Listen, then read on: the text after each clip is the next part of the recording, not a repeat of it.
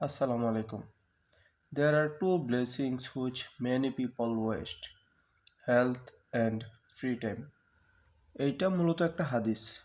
আচ্ছা, health and free time এই দুইটা ব্যাপারকে কম্পেয়ার করলে কি আসে? আমার মনে হয় আসে অলসতা, একঘেয়েমি বা মনোবল শূন্যতা, ভয়, ভীতি, দুর্বলতা, এই সব টার্ম, তাই না? আমাদের উইল পাওয়ারকে আমরা যথাযথ গুরুত্ব না দেওয়ার কারণে আমরা মূল্যবান সময় ও স্বাস্থ্য অপচয় করি। আমি মনে করি মনোবল সতেজ রাখতে ও মনোযোগ ধরে রাখতে স্বাস্থ্যের প্রতি যত্নশীল হওয়া ম্যান্ডেটরি। আমি প্র্যাকটিক্যালি একটা ব্যাপার লক্ষ্য করে দেখলাম, স্বাস্থ্য চিন্তা যেমন আমাদের মধ্যে প্রোডাক্টিভিটি বৃদ্ধি করে বা সৃজনশীলতা বৃদ্ধি করে, তার চেয়ে পাশাপাশি আমাদের অবচেতন মনকে সতেজ করে তোলে।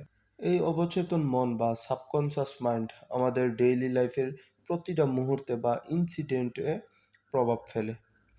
অবচেতন মন মূলত আমাদেরকে যে কোনো সিদ্ধান্ত নিতে সাহায্য করে বা যে কোনো সিদ্ধান্ত নেওয়ার পূর্ব মুহূর্তে প্রভাব ফেলে। আর এই অবচেতন মনের কার্যকরী যে ইনিশিয়াল যে পর্যায়টা তৈরি হয় সেটা হয় আমাদের স্বাস্থ্য সচেতনতা বা স্বাস্থ্যের ভালোর দিক থেকে।